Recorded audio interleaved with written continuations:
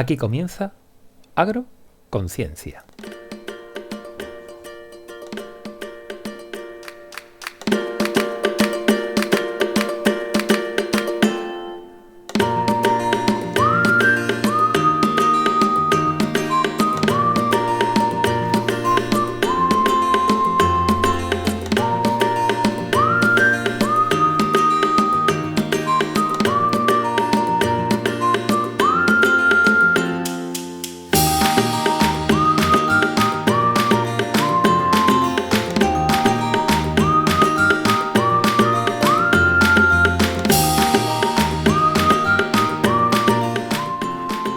Muy buenas, queridas y queridos cientófilos y agrófilos, Agroconciencia, un programa para gente curiosa y que le gusta pasar un buen rato hablando de ciencia y agronomía.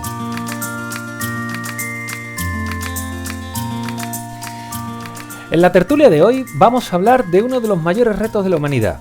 Antonio Martínez Ron, divulgador muy conocido por muchos de vosotros, dijo el otro día en una entrevista que le hicieron en la presentación de su libro, y es que dijo que la próxima gran conquista de la humanidad no debe pasar por los viajes a Marte, sino por no destruir la Tierra.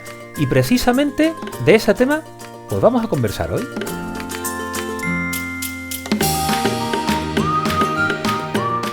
Aunque antes de comenzar la tertulia, voy a recordarte dónde nos puedes encontrar.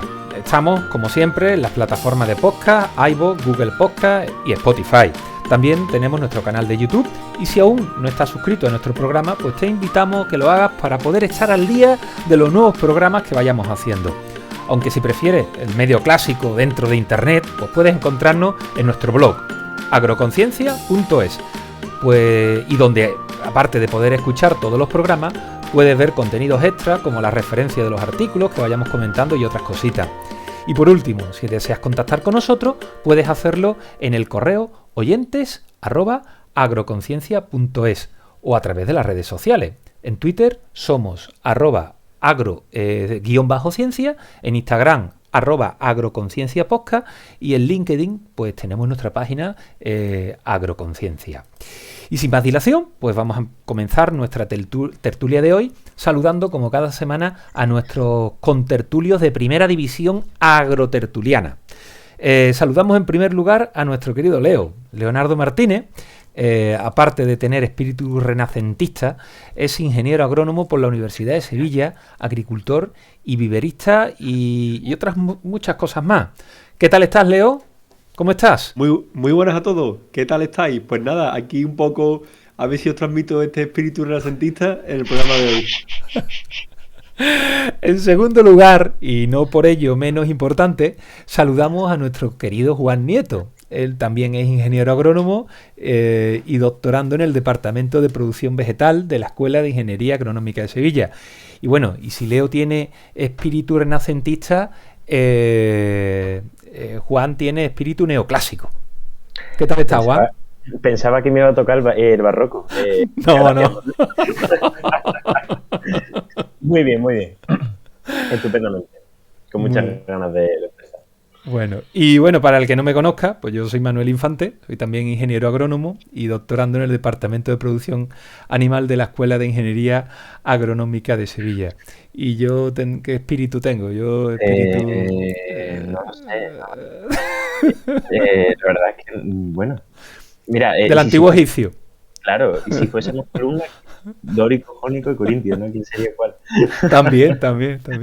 Bueno, somos los tres pilares de Agroconciencia que estamos aquí, aunque dentro de nada vamos a tener invitados, yo creo, bastante interesantes, y eso van a ser para los próximos programas, ¿no? Ya hablaremos de las columnas, ¿no? Pero bueno, vamos a hablar de cositas serias, porque creo que lo que vamos a hablar hoy, aparte del enfoque o del tono de amigable y de buen rollo que tenemos siempre por aquí, vamos a hablar de gases de efecto invernadero. ¿Por qué? Pues porque su efecto en el cambio climático, que es de sobra conocido por nuestros oyentes, no nos vamos a centrar en eso.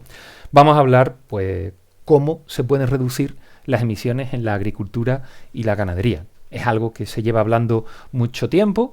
Y vamos a hacer un resumen, pequeño resumen, una poquitas de pincelada porque no nos va a dar tiempo a mucho más, ¿sabéis? Aunque luego al final se nos van los programas a más de una hora y luego nos riñen, ¿no? Los oyentes, ¿no? Decir, oye, que tardáis mucho en cerrar, ¿no? Pero bueno, vamos a resumir cómo la ciencia nos puede ayudar a la humanidad a superar el reto de alimentarnos de una manera sostenible, al menos desde el punto de vista climático, y ojo, sin perder de vista que al final los agricultores tienen que producir, porque es su medio de vida y al final la humanidad también tiene que alimentarse. Pero antes de nada, antes de entrar en materia, me gustaría que nos pusiéramos en la situación, dónde nos encontramos, ¿no? Y antes de nada, pues también nos gustaría también hacer una reflexión que hemos estado preparando antes, y porque estamos convencidos que el cambio climático es responsabilidad de todos. Cada uno tiene su propia cuota y no podemos dejar que otros hagan aquellos que puede hacer cada uno de nosotros, ¿no? No podemos echarle la culpa a los demás. Tenemos que estar responsables. Y nosotros hoy nos vamos a fijar en casa, ¿no? En la agricultura y en la ganadería. Cómo este sector puede reducir sus emisiones. Pero claro, el resto de los sectores también tienen que tener conciencia del problema. Si hacemos una fotografía de las emisiones de España, ¿cuál pensáis?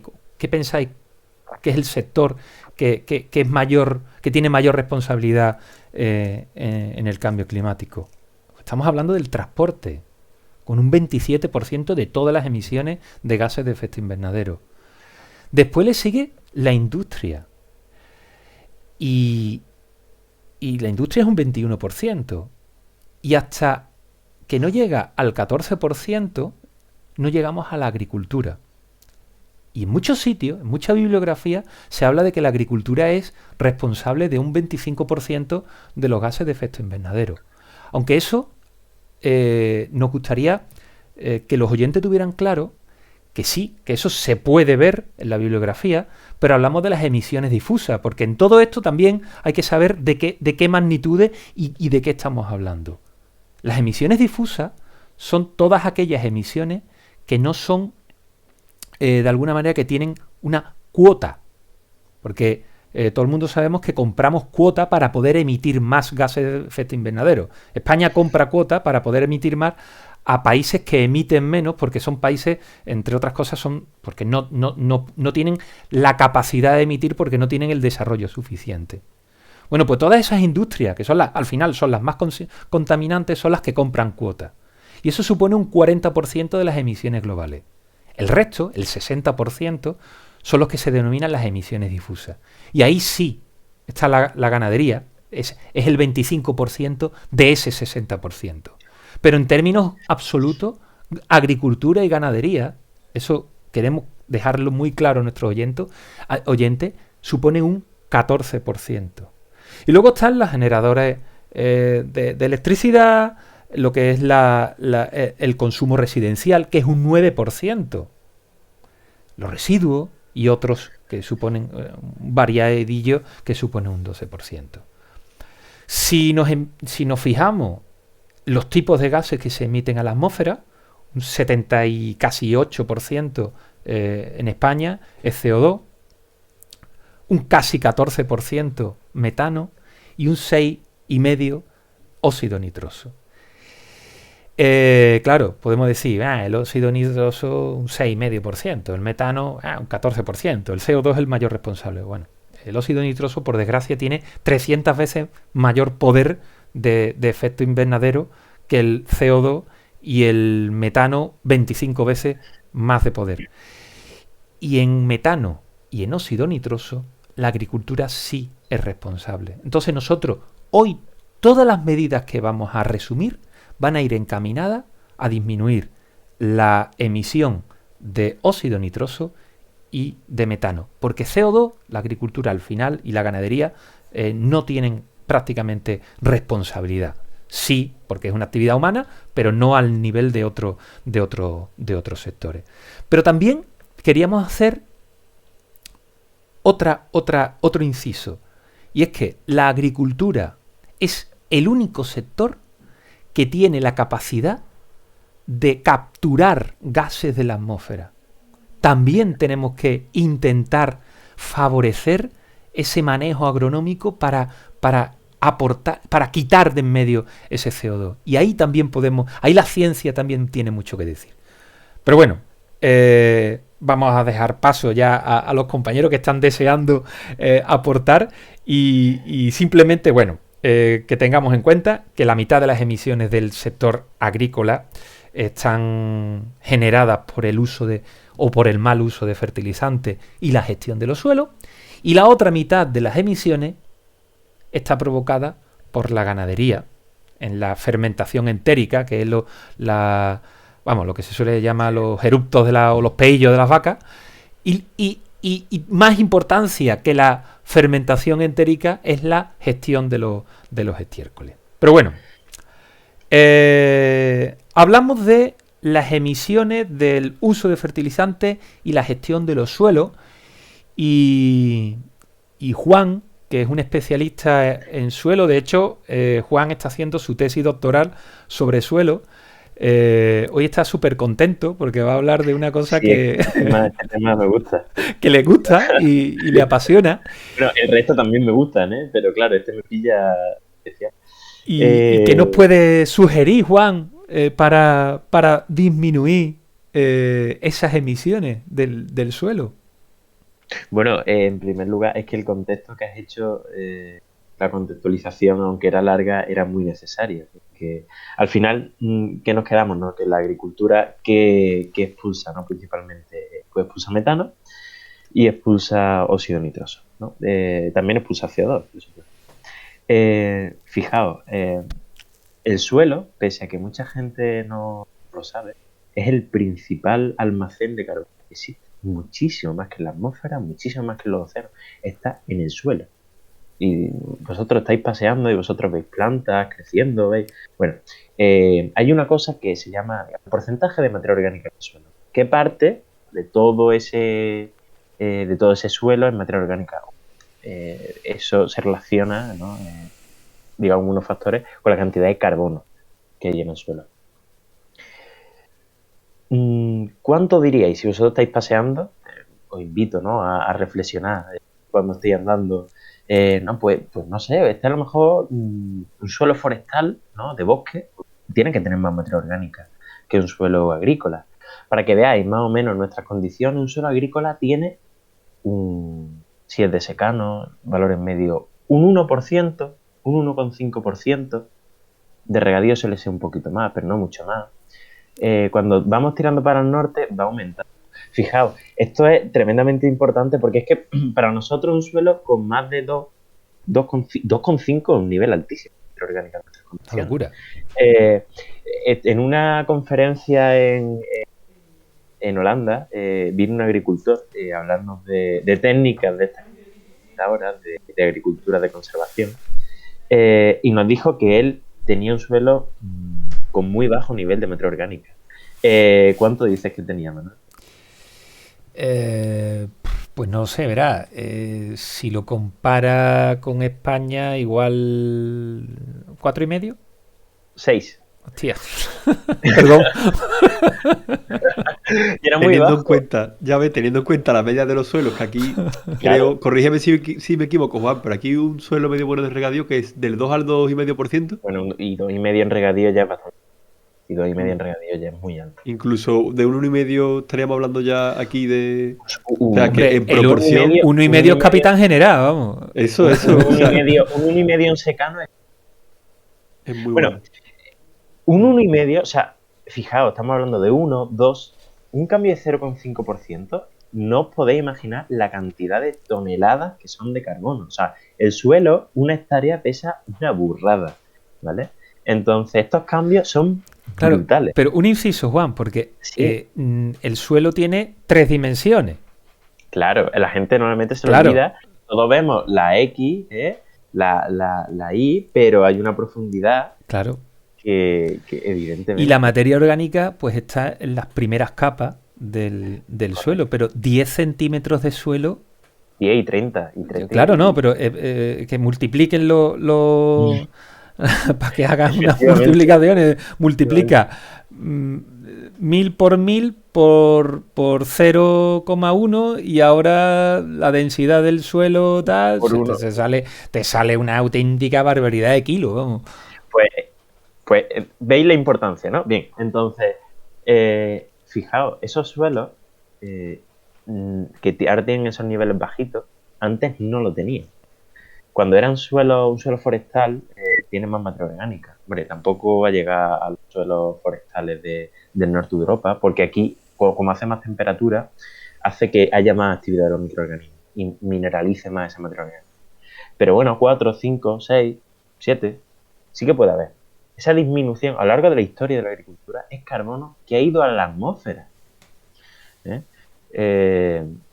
Y aunque los combustibles fósiles también sean una de las contribuciones, el laboreo durante los últimos 70 años muy agresivo también ha contribuido a las emisiones de carbono, ¿no?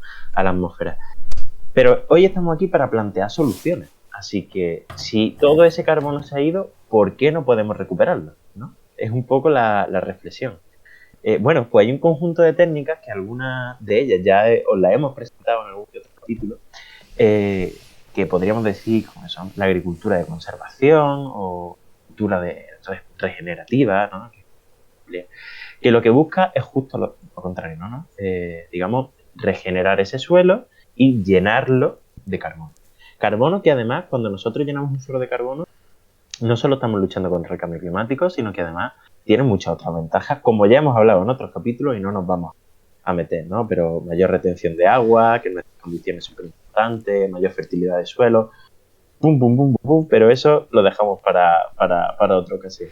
Bueno, al final, aunque yo creo que no viene mal recordarlo, de sí, tener un suelo sano, un suelo con mucha materia orgánica y un suelo en el que estás aportándole vida, porque la materia orgánica al final da vida al suelo, los microorganismos generan esa suelo, vida, ¿no? Eso es bueno para el cultivo, es que es una cosa... Sí, es bueno porque en el suelo es una economía, ya lo hemos hablado, y la moneda de cambio es el carbono.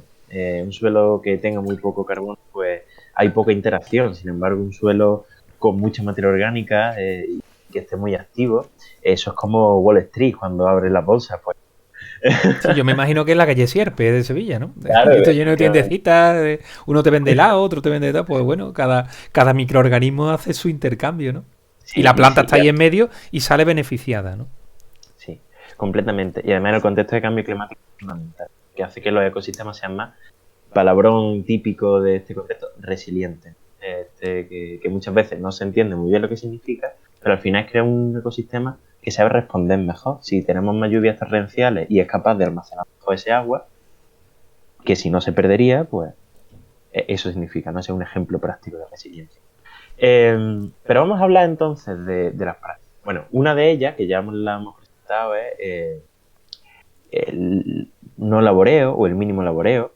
Al final, fijaos, cuando nosotros invertimos todo ese perfil de suelo, esos 30 primeros 40 centímetros donde está materia orgánica que decía Manuel, estamos volteando, entra un montón de oxígeno y por lo tanto los microorganismos empiezan a descomponer y empiezan a liberar carbono. Y esa materia orgánica se empieza a perder. ¿Eso qué hace? Pues, digamos, también degrada la estructura del suelo, porque el carbono no solo es moneda, es ladrillo y es pegamento de los agregados del suelo. Entonces, bueno, por ahí esa técnica, ¿no?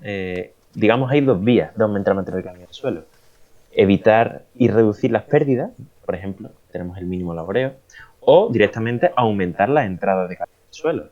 Por ejemplo, mediante los cover crops, que también lo hemos comentado alguna vez. ¿Qué es un cover crop? Es un cultivo que se siembra y cuyo objetivo no es cosecharlo, es incorporarlo al suelo. Y diréis, madre mía, qué pérdida de dinero. Pues hay muchos agricultores que están empezando a hacerlo, especialmente en Estados Unidos, que allí ya está mucho más extendido, y si lo hacen, porque lo notan porque recupera, ¿no? Y no lo hacen por el cambio climático, lo hacen por recuperar la funcionalidad del suelo. Es que si tú mejoras la producción... Claro. Sobre bueno, todo, de hecho, claro, en la propia PAC te piden siempre un porcentaje de cover crop, de leguminosa y demás, para incorporarlo. Entonces lo que se suele hacer, por ejemplo, por la zona aquí del Guadalquivir, pues suele ser a lo mejor plantas guisantes o alguna especie para su posterior incorporación. Efectivamente. En verde. Como comer... No dejarlo Eso que. es No, verde. claro, es Eso que. es, correcto. Es Normalmente importante, además, ¿no? normalmente además en floración, que es el momento que Correcto, correcto. De hecho, floración, de hecho, hace una semana y media una semana, más bien, estaban ya los guisantes con su característica flor y bueno, fue el momento de no es una incorporarlo. cosa casual, ¿eh? Es porque es el momento que la raíz es máxima y es el momento de máxima interacción de la raíz con el suelo, ahí los microorganismos están a tope, está el valor de la moneda del suelo está altísima, entonces, claro, ese es Luego, justo ese. luego con el fruto se devalúa la moneda. Claro, ¿no? Eh, sí, sí, completamente. Em, Y claro, cuando tú incorporas eso al suelo, pues hay parte que se descompone, pero hay otra parte que se queda en el suelo, ¿no? Y se va almacenando. Entonces, un poco entre esas dos técnicas, pues conseguimos, digamos, aumentar. ¿Cuánto? Bueno, hay muchos estudios a lo largo de toda la literatura y reviews que dan datos.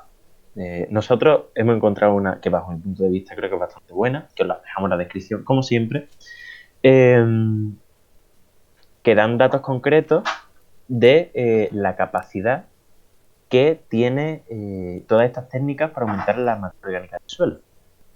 Fijaos, antes hemos dicho, es que antes de presentaros esa capacidad creo que es importante que tomemos más o menos un orden de magnitud. ¿Cuánto emite España, por ejemplo? ¿No?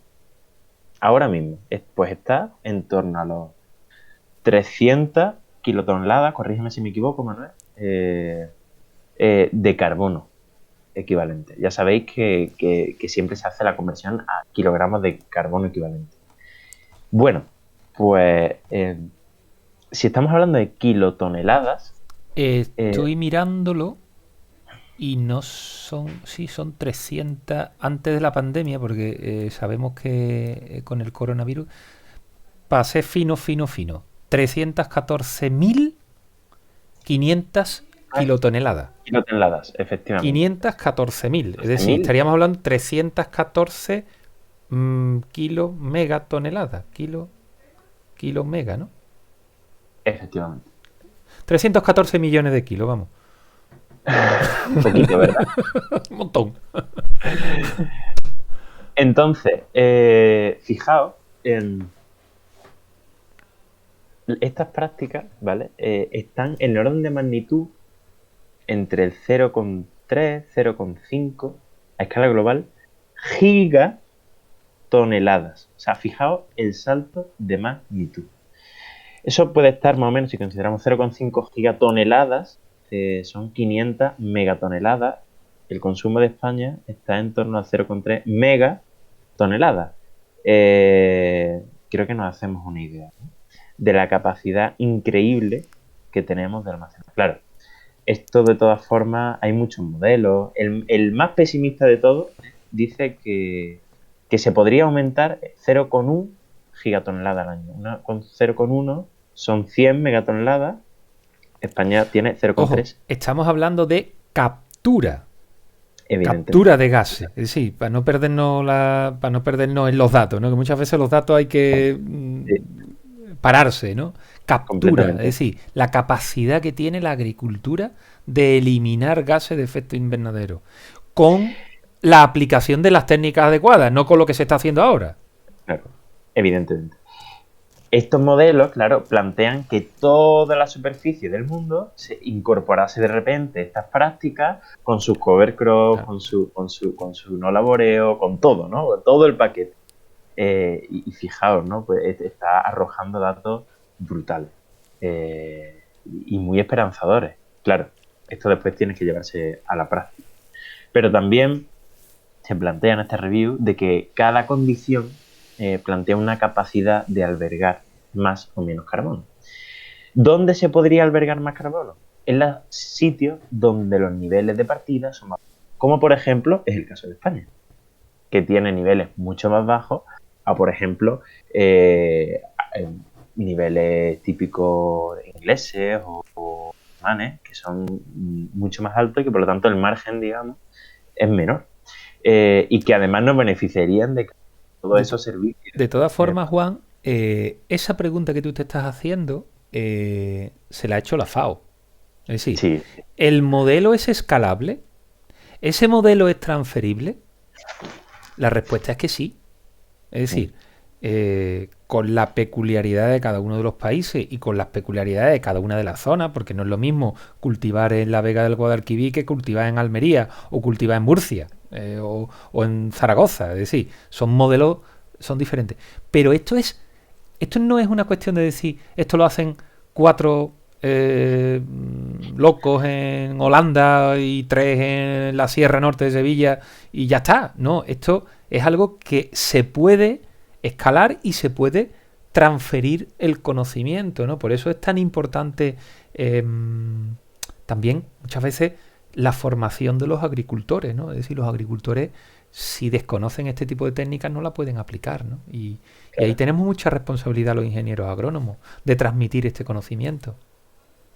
completamente. Pero es verdad que queda sobre todo mucha innovación. Sobre todo, y hay que hacer aquí un llamamiento a las nuevas generaciones de agrónomos o de ingenieros porque sobre todo queda mucho en el ámbito de la maquinaria. Hace falta que los agricultores esto lo vean como una opción fácil. Leo, tú que tienes más vinculación con el mundo productivo, sabes perfectamente que todas estas cosas que se hablan en la universidad son muy bonitas, pero que claro, llevarlas a la práctica es complicado. Claro. Es que, claro, pero pasa, Juan, como con una nueva tecnología o con un nuevo modelo de cualquier, por ejemplo, de un vehículo, ¿no? O sea, muchas veces los vehículos que vemos, las aeronaves que vemos, y bueno, y muchas de las tecnologías nuevas que vemos, lleva ya 10 años inventadas. Porque desde que algo se descubre hasta que llegamos a su aplicación real, es un proceso. Hay veces que ese proceso, pues, es más corto, se aplica antes, hay conocimientos que los puedes aplicar inmediatamente y ver resultados.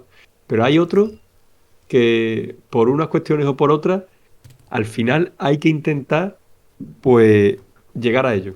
Entonces, eso ahí está un poco el tema. Entonces, claro, es lo que tú comentas, Juan, que muchas veces, pues, parece que no llega, pero bueno, poco a poco. Y para algo está también la divulgación científica, para incentivar un poco y motivar lo que estamos haciendo nosotros, que estas técnicas y que estas cosas se conozcan e intentar emplearlas y que nuestro día a día y el día a día de las empresas y el tejido productivo, pues, sea más sencillo y más para los agricultores. Vamos, desde aquí yo aprovecho, ya que estamos pidiendo, me gustaría que se inventara una sembradora que gaste poco gasoil, tenga la potencia suficiente y al mismo tiempo sea capaz de tumbar el cover crop a la hora de hacer una siembra y que podamos sembrar girasol sin que la pipa se muera antes de la nacencia. Oye, ahora mismo no existe, pero a lo mejor hay alguien pedir, ¿no? escuchando, ¿no? A lo mejor hay alguien escuchando y dice, hostia, pues voy a hacer esta sembradora. Ahí hay dinero, ¿eh? Lanzamos ahí la idea, oye, igual nosotros no vamos a desarrollarla porque estamos liados con otras cosas, pero hay grupos en el mundo, pero es verdad que no se está apostando lo que se tiene que apostar. Falta dinero al final en esto, sí. ¿no? En el desarrollo, en la investigación, el desarrollo al final falta dinero y falta dinero y muchas veces paciencia, ¿no? Porque muchas veces se quieren este tipo de cuestiones que sean de hoy para mañana cuando el desarrollo de este tipo de innovación requiere muchas veces su tiempo, oye, y también fallar. Que muchas veces decimos, oye, queremos tirar por aquí y a veces esos caminos no son posibles, ¿no? Pero bueno, perdona, que te cortamos. Estamos hablando de suelo, ¿no? Hemos dicho que esto tiene capacidad, ¿no? Estaríamos hablando de, bueno, pues de capacidades significativas, fijaos, a lo mejor ser capaces de contrarrestar lo que emiten 2 o 3 países bien desarrollados. O sea, son consumos muy altos, ¿no? Pero y si además estuviésemos hablando de ahorro por otras vías, por ejemplo, el tema de los fertilizantes vamos a hablar solo hoy de energía, así que no voy a entrar en el fósforo, los recursos se están acabando, porque la principal fuente son las minas de roca fosfatada. Hoy no vamos a entrar de eso, hablaremos porque eso sí que da miedo, pero eso ya para otro capítulo. Yo ya tengo nombre para ese programa, se llama Sí. Apocalipsis del Fósforo. Claro, no, pero es que se lo merece. Se lo merece. Se ríe porque es que de eso va mi tesis, pero hablando exclusivamente del tema de... O sea, el nitrógeno es el nutriente que en cantidades absolutas más se aplica y cuya síntesis es altamente... requiere muchísima energía. Se sintetiza químicamente y consume muchísimo. Entonces, si nosotros hacemos un mal uso de la fertilización, al final estamos tirando energía. Pero ya no solo eso. Si nosotros fertilizamos y además después vienen condiciones de encharcamiento en el suelo, ¿vale? Lluvias torrenciales, estamos generando condiciones anaerobias, donde hay, digamos, procesos reductores en el suelo. Entonces se forman óxidos nitrosos que van a la atmósfera y, como antes ha explicado Manuel, eso tiene casi 300 veces más capacidad de producir efecto invernadero que el carbono. ¿Cuáles son los principales productores de óxido nitroso? Los arrozales. Sin duda.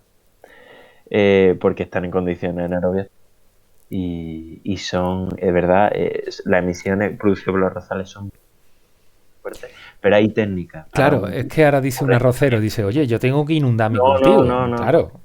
Pero esa es la técnica tradicional. Es que claro, hay técnicas, claro, para optimizar y para mejorar la fertilidad del cultivo, ¿no? O sea, ahí va. Es un mal uso de los fertilizantes provoca daño, pero un correcto uso, ¿no? De hecho, los puede mitigar. Cuidado, no solo tenemos que hablar de inorgánicos, incluso los benditos fertilizantes orgánicos, mal gestionados, también producen daño. Y a veces podemos tirar directamente a la basura. Si nosotros aplicamos fertilizantes orgánicos sin incorporarlos al suelo, en nuestras condiciones de altas temperaturas, el nitrógeno se da en forma de amonio. Y es verdad que no de cara al cambio climático quizás no es suficiente, pero estamos perdiendo. Sí, pero de todas formas el amoníaco se puede convertir en óxido nitroso. O sea, por las mismas condiciones que estábamos diciendo antes. Efectivamente, es decir, que vale, sí, pero también es una fuente de óxido nitroso. Y además, estiércoles y productos orgánicos mal gestionados no solo produce, otra vez en condiciones reductoras, óxido nitroso, sino también metano, que yo creo que lo vamos a ver después. O sea, la agricultura tenemos que pensar que producimos los gases más matones de esta cuestión. Entonces, claro, las líneas van en evitar que eso se produzca. Y haciendo un buen manejo, se evita. Entonces, bueno, esa es un poco la estrategia. Después hay también investigaciones súper interesantes, ¿no? Con cultivos perennes, por ejemplo, que tienen un sistema radiculares brutales. Lo que pasa es que estos son cultivos específicos para captura de carbono, ¿no? Todo todavía quizás en fase más de investigación o quizás que puede ser utilizable a lo mejor en cultivos frutales, ¿no? Como cubierta, y ahí la capacidad de sumidero de esas plantaciones es muchísimo mayor. Pero bueno, vemos que se pueden hacer cosas y que tienen de verdad muchísimo impacto. Pues Juan, esto es bastante interesante lo que nos has contado, porque además hila bien con lo que íbamos a hablar, ¿no? Con lo que os iba a contar ahora, ¿no? ¿Qué pasa con la ganadería, ¿no? Si hablábamos que la mitad de las emisiones del sector están generadas por el mal uso de los fertilizantes y la mala gestión de los suelos, ahora vamos a hablar de la otra pata, de la otra mitad de los gases que está provocada por la ganadería y por la mala gestión de los desechos que genera la ganadería. Para preparar el programa he leído un artículo que el que lo ha escrito, no voy a decir su nombre, porque porque no sé, tampoco es cuestión de decir el pecador, pero sí voy a decir el pecado, ¿no? Decía que para disminuir las emisiones de gases de efecto invernadero de la ganadería, lo único que hay que hacer es disminuir el número de animales. Bueno, sí, es una perogrullada, ¿no? Pero sí, es verdad, ¿no? Si eliminamos la ganadería de golpe, eliminamos los gases de efecto invernadero que de la ganadería, pero bueno, la ganadería no la tenemos para decorar los campos, la ganadería realmente la tenemos para comérnosla, ¿no? Y es una fuente, no hay que olvidar que nosotros somos una especie omnívora y es una fuente de proteína, ¿no? Igual, decir, en lugar de decir quitemos la ganadería, podríamos recomendar que se coma menos carne y sobre todo de más calidad. Es decir, y ahí pues bueno, entraríamos a lo mejor podríamos entrar en polémicas que no queremos entrar, pero bueno, es una cuestión que se puede plantear. Reducir el consumo de carne, porque al final para nuestro cuerpo humano el exceso de carne tampoco es bueno. De la misma manera que no sería bueno quitarla del todo para algunos, porque nos quitamos ese placer de comer carne. Pero bueno, que me desvío y no quiero desviarme, ¿no? Esa no es la solución, ¿no? Es decir, la solución no es la única solución, reducir el número de animales. Hay otras soluciones, ¿no? En cuanto a las fermentaciones entéricas, que los animales pues viven y rumian, eso son las fermentaciones en el rumen de las vacas y de las ovejas y de las cabras, de los poligástricos, ¿no? En este caso, ¿no? Son propias de su naturaleza, ¿no? Es decir, pero sí se puede disminuir modificando en parte la dieta, ¿no? Si apostamos por una ganadería intensiva, pues si solamente aportamos una dieta con paja y una dieta con forraje de mala calidad, pues aumentará la fermentación entérica. Es verdad que a la hora de añadir grano, pues disminuye la cantidad de metano que genera esa fermentación. Pero el grano tiene un límite, porque si tú a un animal que necesita la paja o que necesita la hierba para vivir, que es el rumiante, le das solo grano, matas al animal. Entonces, sí o sí necesita. Lo que pasa es que sí le puedes dar un alimento de calidad. Y ahora dirán los ganaderos, sí, pero si a duras penas consigo rentabilizar mi explotación, vale, pues ahí es donde está apostar por la calidad y no por la cantidad. Si apostamos Manuel, por la calidad, sí. También es verdad que al final, quiero decir, la evolución de los animales, los cerdos son cerdos porque han evolucionado de una forma y los rumiantes son rumiantes porque de una forma. Y al final hay que poner en valor la capacidad de los rumiantes. O sea, no, yo creo que los rumiantes están para aprovechar los recursos. Los rumiantes están porque están, ¿no? Pero desde el punto de vista de la ganadería, lo interesante es utilizar los rumiantes para poder aprovechar aquellos recursos que no podemos de otra forma.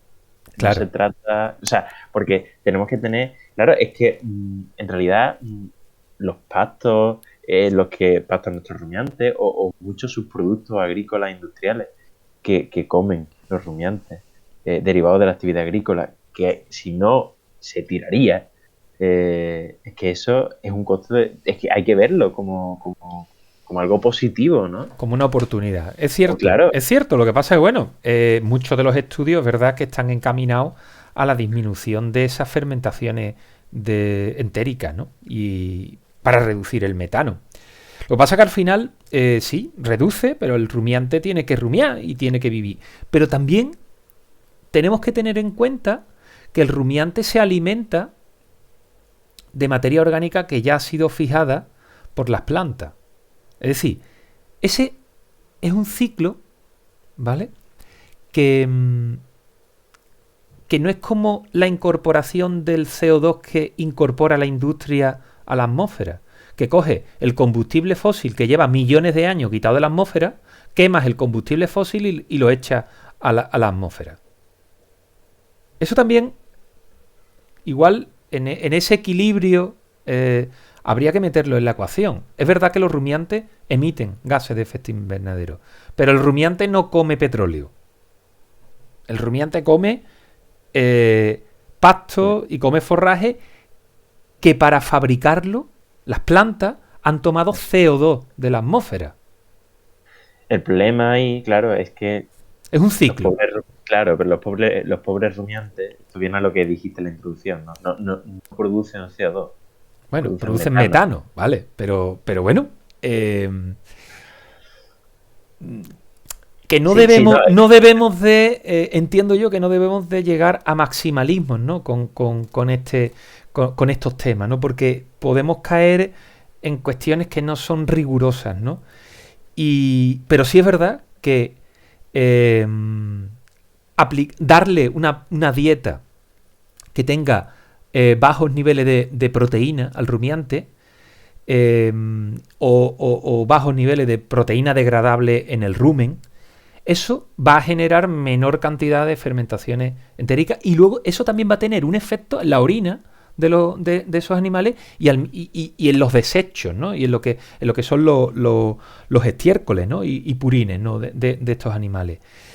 Pero al mismo tiempo también me encantan los taninos, ¿no? Y me encantan los taninos por muchas razones. Primero porque son unos antioxidantes que son buenísimos, pero al mismo tiempo los taninos, darle de comer a los rumiantes una dieta rica en tanino, y no hace falta dárselo en forma de suplemento, se le puede dar cortezas, raíces, frutas, forraje tanífero. Bueno, pues eso no solamente, eso lo saben muchos ganaderos, que no solamente inhiben parásitos intestinales, sino que mejoran la digestibilidad del forraje que se le da y al mismo tiempo disminuye la fermentación entérica y al mismo tiempo tiene menos nitrógeno la orina del rumiante y ese estiércol es menos dañino para el medio ambiente. Bueno, pues, si eso ocurre, pues hagámoslo, se puede hacer. ¿Qué pasa? Pues que los forrajes taníferos son caros. Un problema económico, pero se pueden sembrar praderas que tengan esas especies. Que tengan esas especies. Y a los animales que están en pastoreo, pues que bueno, favorecerlo. Porque además es que es mejor para el animal. Si es que al final el animal tiene mejor digestión. Te lo va a agradecer con una mejor calidad de carne. Pero bueno. Esto lo desconocía yo, ¿no? Sí, bueno, eso es un efecto que tienen esos taninos porque al final son antioxidantes naturales, que no hay que darle tampoco vitamina, zumo de naranja, aunque es verdad. Hay que darle pastillitas. Hay que darle pastillas, no hace falta darle pastillas, se puede utilizar de una manera natural. Bueno, pues eso nos va a ayudar a disminuir el metano. Y además no disminuirlo al 10%, no, estamos hablando que podemos bajar hasta un 49 y un 50% la producción de este tipo de gases, ¿no? Eso, sumado a un buen gestión de los residuos, claro, ya... Efectivamente, esa es por una parte, ¿no? Es decir, disminuir las fermentaciones. Ahora vámonos a la gestión de los residuos. Y la gestión de los residuos, aquí hay un problema. Y es que lo que es bueno para disminuir el metano favorece la producción de óxido nitroso. Y viceversa, lo que disminuye la producción de óxido nitroso favorece la producción de metano. Y esto es un problema. Pero claro, ante un problema tenemos una solución. Antes me gustaría plantear un poco el escenario, ¿no? ¿Qué favorece la producción de metano y qué favorece la producción de óxido nitroso? Ya lo has apuntado tú, Juan. El metano, cuando apilamos el estiércol y no lo aireamos, se genera metano. Pero cuando lo aireamos demasiado, se genera óxido nitroso porque esa oxidación de la materia orgánica, porque además el óxido nitroso, con perdón, es muy puñeterillo, porque se puede formar en condiciones aeróbicas y condiciones anaeróbicas. Tiene ese doble problema, ¿no? Y aparte, la acidificación también genera las condiciones de acidez, no la acidificación, sino las condiciones de acidez son importantes en la producción. Es decir, una mayor acidificación genera una menor emisión de amoníaco. Y eso a su vez hace que haya menor cantidad de óxido nitroso. La temperatura también influye. El tiempo de almacenaje también influye. Pero, ¿qué es lo más importante aquí? Pues separar el sólido del líquido. Porque si el sólido se puede compostar, y al compostar disminuye la cantidad de metano y no afecta al óxido nitroso. Y ese sólido se puede airear y no se airea generando óxido nitroso. Esa aireación que favorece que perjudica al metano, ¿vale? Que lo que hace que favorece que no se genere metano, cuando el estiércol tiene una humedad baja, el sólido, cuando se estabiliza. Efectivamente, se estabiliza, se composta y ya no emite gases de efecto invernadero. Pero al mismo tiempo, el líquido, ahí se va a generar el óxido nitroso, queramos o no queramos. Pero el líquido se puede almacenar en recipientes estancos y la emisión del gas se puede recoger. Cosa que no se podría hacer para crear un biocombustible, por ejemplo, o para generar Hay muchos proyectos, de hecho, bueno, y también de captura de metano. Claro, si tú tapas, evitas la oxidación y la emisión de óxido nitroso. Completamente. En Estados Unidos, parece que me gustan mucho los Estados Unidos, los cito mucho. Bueno, se gasta mucha pasta en investigación, ¿no? El UDA, ya no solo en investigación, sino además en ejecución, que ahí está un poco la diferencia.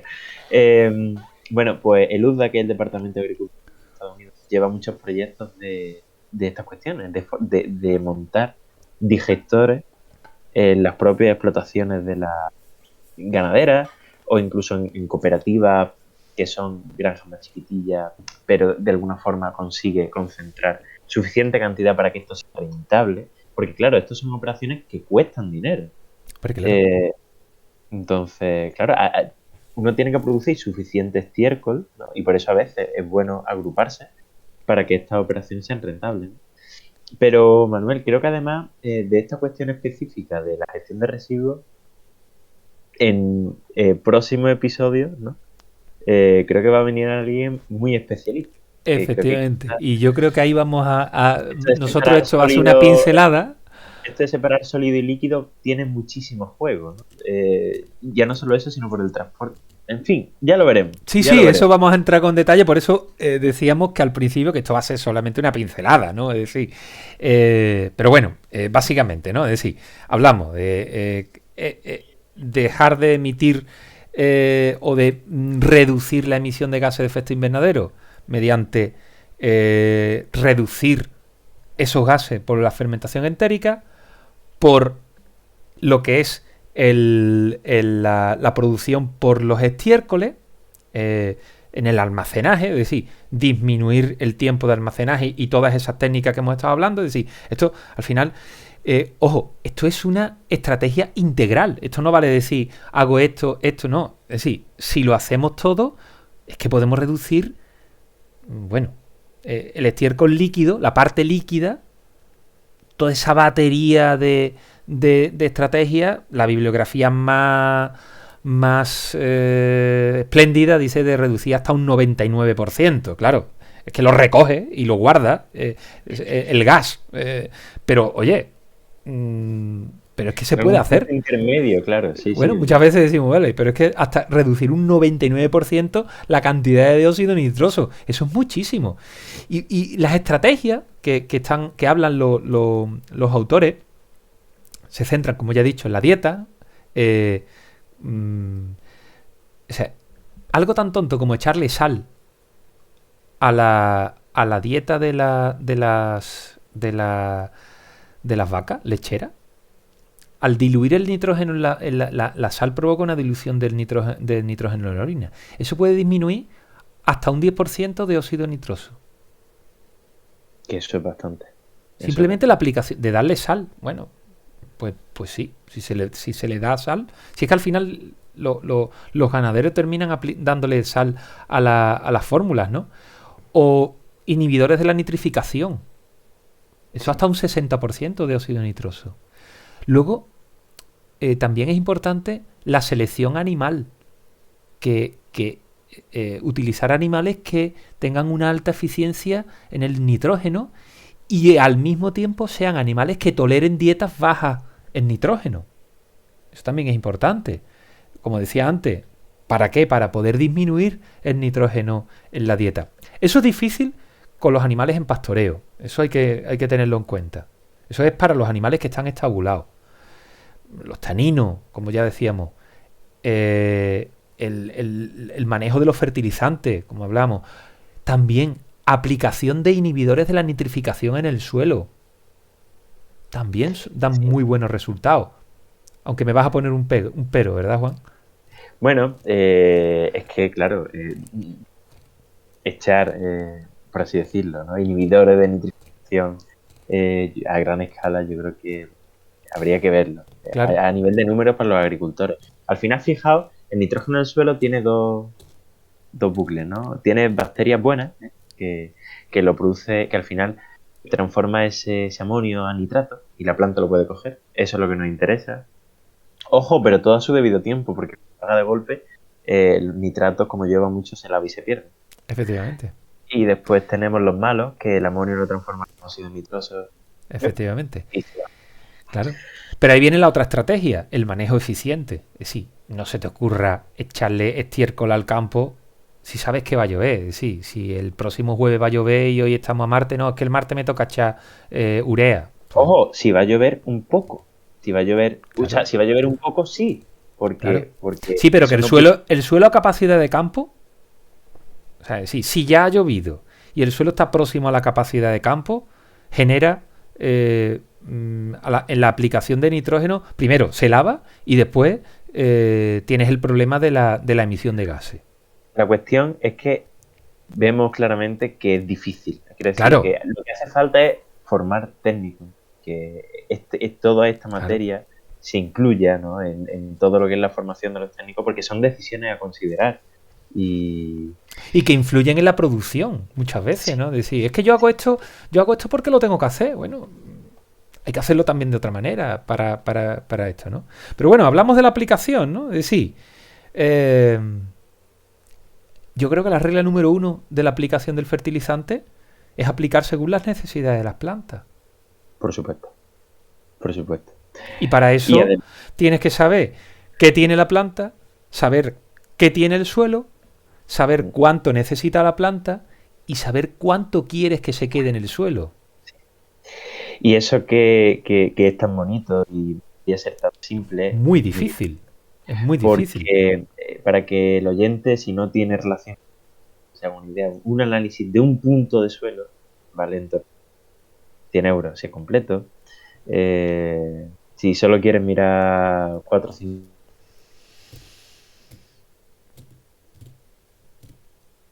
Bueno, parece que ha tenido Juan un problema técnico. Esperamos. Bueno, estaba hablando del coste de los análisis. Claro. Que el coste del análisis, además, es un factor, hombre, bastante importante. Porque lo que dice Juan, o sea, es que uno no puede tener el suelo analizado de una finca completa en todo momento. Claro. Perdona. Que No, bueno, es la tecnología que a veces juega una mala pasada. Pues ¿no? de tecnología justo iba a hablar porque hay muchas investigaciones para intentar abaratar todo esto, ¿no? Para hacer, digamos, fertilización de precisión, ¿no? O, digamos, fertilización racional, ¿no? Entonces, bueno, claro, por ahí hay mucha... Claro. En fin, yo creo que desde el punto de vista de la investigación y sobre todo de la innovación, porque todas estas cosas hay que llevarlas al campo, que muchas veces es la pata que coge, vivimos en un momento emocionante. Sí, yo creo que sí. Y bueno, hemos hablado del suelo, de la gestión del suelo, hemos hablado de la ganadería, de la gestión de esos residuos. Y Leo, con su voz congestionada hoy, quería hablarnos también de otras cuestiones, ¿no? De la gestión de la energía, ¿no? Claro. En la agricultura. Bueno, pues la gestión de la energía. Bueno, no sé cómo vamos de tiempo, Manuel, porque creo yo que a lo mejor tenemos que preparar un programa de la energía, como siempre, aparte, y traer un experto, ¿eh? Ya me dirás, porque Llevamos 56 esto... minutos. Claro, yo creo que... No da tiempo. Claro que... Bueno, podríamos dejar la energía para traer un experto y otro programa. Pero por lo menos, ¿no? Por lo menos apunta algo, Leo. Dios mío, cómo nos enrollamos. Bueno, solamente Manuel y Juan, ¿vale? Una palabra: autoconsumo. ¿Vale? Quedaros con eso. Autoconsumo. Fomentar el autoconsumo. Correcto. Muy buena filosofía, muy buena idea. Y bueno, queridos amigos, como siempre, a mí yo tengo que decir que hoy especialmente se me ha pasado el programa volando. Yo espero que a los oyentes también. Y bueno, en el próximo programa, que Leo tendrá algo más de voz, que ha hecho un sobreesfuerzo de estar hoy aquí, así que hay que darle muchísimas gracias a Leo hoy por ese sobreesfuerzo que tiene. A Juan. Tampoco sirve para tanto, Manuel. Tampoco sirve para tanto, hombre. Bueno, pero has hecho lo que has podido hoy con la poca voz que tenía, ¿no? Pero bueno, con esa idea, con ese pequeño resumen, ¿no? Es decir, hagamos lo que esté en nuestra mano, pensemos cada uno cómo podemos eliminar esa emisión de gases de efecto invernadero en nuestro día a día, porque en esos pequeños detalles muchas veces también muchos pequeños detalles y muchos granitos de arena al final terminan haciendo una playa, ¿no? Y yo creo que eso es deberíamos de pensar, de meditar y entre todo pues disminuir o al menos mitigar los efectos de la crisis climática que estamos. En fin, Juan, gracias. A ti, Manuel. Leo, gracias. Gracias a vosotros y a los oyentes. Y a los oyentes. Por supuesto. Esperamos que os haya gustado. Y suscriptores. Y los suscriptores, por supuesto, los suscriptores. Y bueno, queridos oyentes, queridos suscriptores al programa, os emplazamos para el próximo, que ya hemos adelantado algunas cositas de que van a ir. Y eso, recordad que podéis suscribiros, que podéis estar al día de nuestras novedades, de los próximos programas. Y si tenéis alguna queja, si tenéis alguna pregunta, si tenéis alguna cosilla, recordad el correo oyente@agroconciencia.es y nuestras redes sociales, en Twitter, en Instagram. Y nada, lo dicho, muchísimas gracias por estar ahí y hasta el próximo programa.